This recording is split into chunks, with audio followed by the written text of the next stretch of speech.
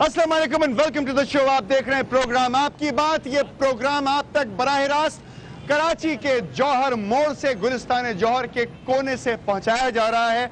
यहाँ के इलाके के रहने वाले मकीन, वो तमाम लोग के जो यहाँ पर बाजार में मौजूद थे, आज इस प्रोग्राम में शिरकत कर रहे हैं। मौजूद गुफ्तगू ये है कि कराची के सिग्नल्स ख्वाजा सराओं से भर गए और ख्वाजा सराओं की सूरत हाल ये है कि आज पाकिस्तान के अंदर इंसानियत किस कदर पस्त हो चुकी। हमने इंसानियत को अपने पैरों के अंदर रगड़ के ये साबित किया कि कोई अमीर है, कोई गरीब है, किसी के पास ताकत है और कोई मजबूर है। इंसानियत को हम आज वहां ले जाने की बातें कर रहे हैं कि जहां से शायद कभी उठ ना सके। पाकिस्तान के वो नौजवान कि जिनका नाम सलीम, जिनका नाम फरीद, जिनका नाम नदीम, जिनका नाम खुर्शीद या और दीगर नाम हुआ करते थे, आज वो अपना नाम रीमा, ऐश्वर्या, बिपाशा और सोनिया रख के सिग्नल्स पे खड़े होके भीख मांग रहे हैं, क्योंकि उनके पास इतनी मीन्स नहीं है, इतने पैसे नहीं है कि वो अपने बूढ़े बुजुर्ग वालिदैन का पेट पाल सकें, अपने घर का किराया दे सकें, अपने छोटे भाइयों को और बहनों को तालीम दिला सकें और बहनों का जहेज तैयार करके उनकी शादी कर सकें। हमें ईमेल की एक नौजवान ने, जिसका हम नाम कोट नहीं करना चाहते, वो नौजवान हमारे साथ इस प्रोग्राम में शामिल होगा, उसने बताया कि ये सिर्फ यही नहीं बल्कि वो लोग जिस्म फरोशी पर उतर आए और हमारा माशरा उनको मुलाजमत तो दे नहीं सकता, लेकिन हमारे तबकात सेक्स फॉर फूड के लिए उनको इस्तेमाल कर रहे हैं। समा एक्सक्लूसिव ने इसके ऊपर काम किया, एक्सक्लूसिव रिपोर्ट बनाई। वो रिपोर्ट आप देखेंगे, बाकी गुफ्तगू आपके साथ की जाएगी उस रिपोर्ट के बाद, और मेहमानों का तारुफ भी इस रिपोर्ट के बाद आपके सामने पेश किया जाएगा। वॉच कीजिए इस रिपोर्ट को।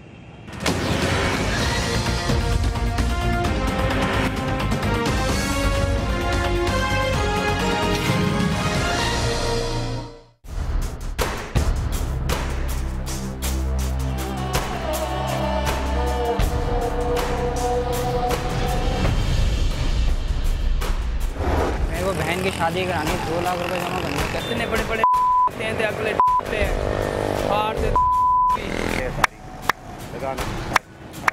चौराहे शहर के बासियों की तर्ज जिंदगी के बेहतरीन नक्काश। बात की जाए कराची की तो यहाँ के चौराहों पर आपको कतरीना, मीरा, रीमा और बिपाशा मिलेंगी। हम यहाँ फिल्म स्टार्स का जिक्र नहीं कर रहे, बल्कि बात हो रही है चमकते दमकते और भड़कीले कपड़ों में मौजूद ख्वाजा सराओं और उन लड़कों की जो माली मुश्किलात और बेरोजगारी के बाइस ख्वाजा सराओं के रूप में भीख मांग रहे हैं।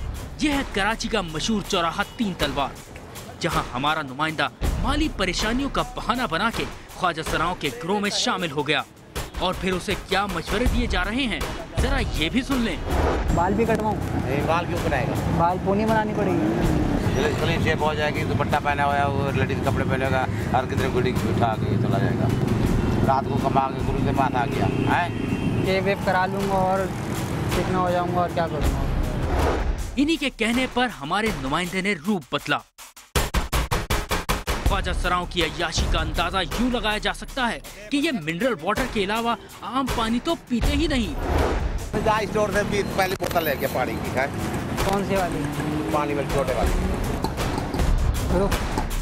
अब बात हो जाए इनकी हफ्तावार कमाई की, तो जरा सुनिए कि कितना कमा लेते हैं ये। हफ्ते के क्या मिलते हैं? अब तक ये लेती 13,000। अरे यार मेरे को 5,000 दिलवा दो। चलो कोई बात बता दी करके रह आप बताओ ना, बता ही नहीं रही हो। 13,000 वो 25,000 लेती।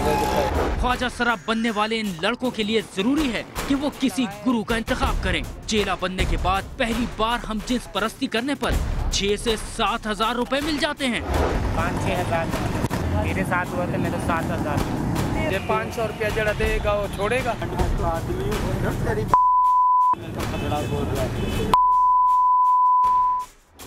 और ये देखें ग्राहक के साथ होने वाले भाव ताव का एक मंजर। मारता है आदमी देखे तो हरियाण हो जाएगा, यहाँ तो सब खतरे को होता है। गुरु ने कम वक्त में ज्यादा कमाने का आसान गुर भी बताया।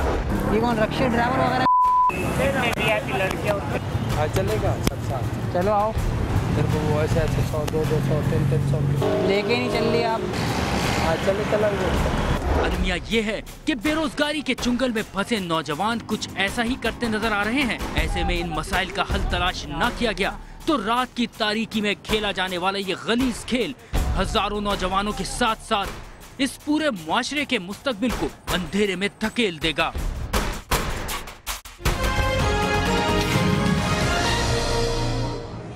रिपोर्ट देखी आपने, दिल हिल गया होगा उन माँ बाप का कि जिनके जवान बच्चे उनके सामने मौजूद होंगे। 60 बिलियन रुपए, 60 अरब रुपए की भीख देता है कराची इन सिग्नल्स के ऊपर, इन फकीरों को, इन बने हुए ख्वाजा सराओं को। और हमारे पास कोई ऐसा इदारा नहीं है कि जो 60 बिलियन रुपए से कोई फैक्ट्री लगाता, कोई इंडस्ट्री लगाता और इन नौजवानों को देता वहां पे मुलाजमतें और नौकरियां। तकलीफ दे तरीन बात यह है कि बैतुल माल वो जमाने का सिलसिला के जहां से इंसानियत को इमदाद दी जाती थी, बैतुल माल के इंचार्ज आरिफीन साहब ने इस प्रोग्राम में आने से इनकार कर दिया और वो ये कहते हैं कि मैं प्रोग्राम आपकी बात में शिरकत नहीं करूंगा। आप लोग अंडरस्टैंड कर सकते हैं कि बैतुल माल इस प्रोग्राम में क्यों नहीं आना चाहता।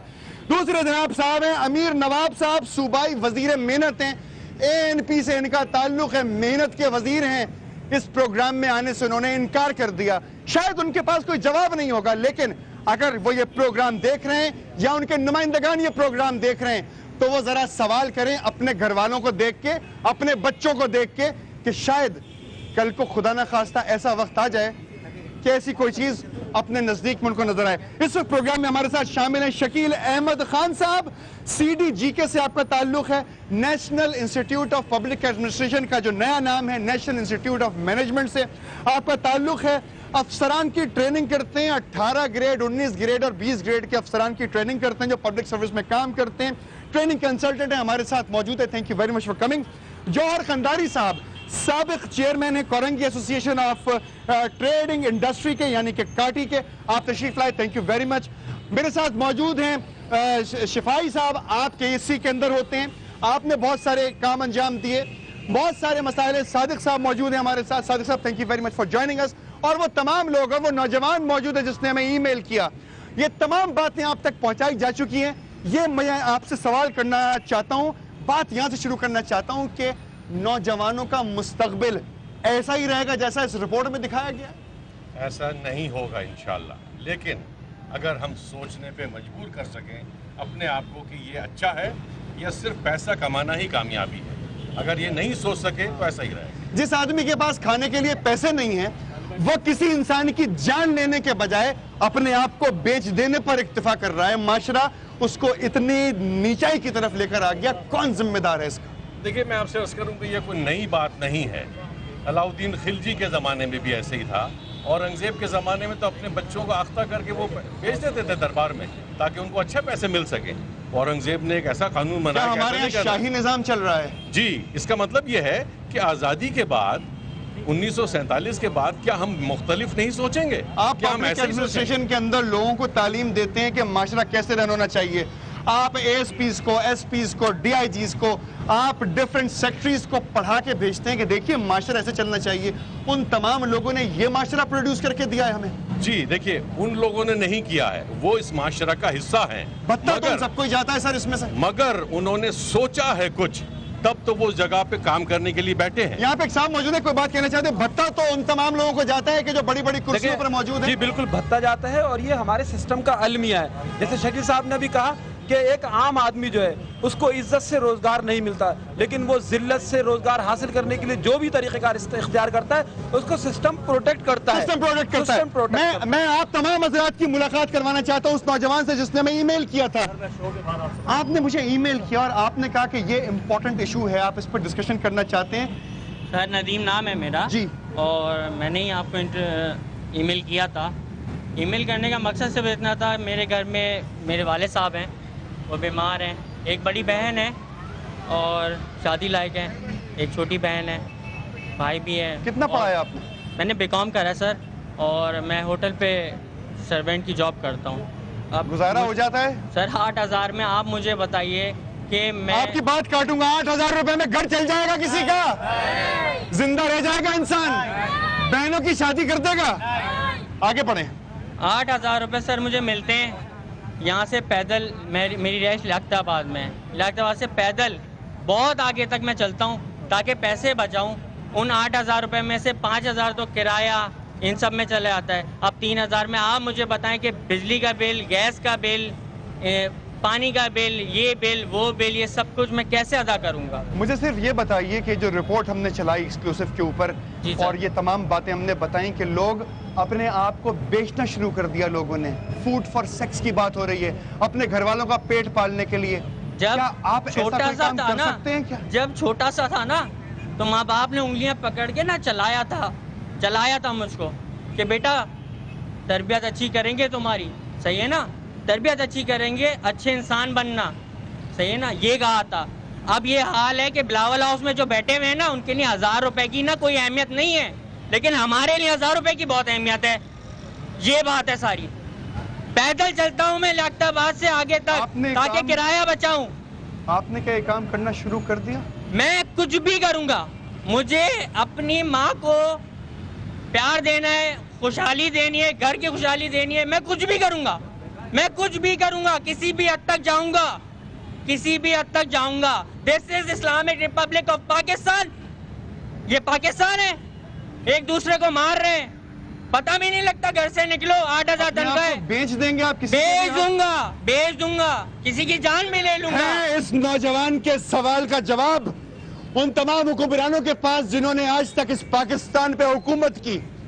इस्लामी जमहूरिया पाकिस्तान में नौजवान अपनी इज्जत फरोख्त करने पे अगर आ जाए तो क्या बनती है सजा उन लोगों की कि जो ऐसा माशरा प्रोड्यूस कर रहे हैं कि जहां पर एक नौजवान अपने माँ बाप को पालने के लिए, अपनी बहन की शादी करवाने के लिए, अपने छोटे भाई को तालीम दिलवाने के लिए आज ये कहना शुरू कर दे कि मैं अपने आप को बेच दूंगा।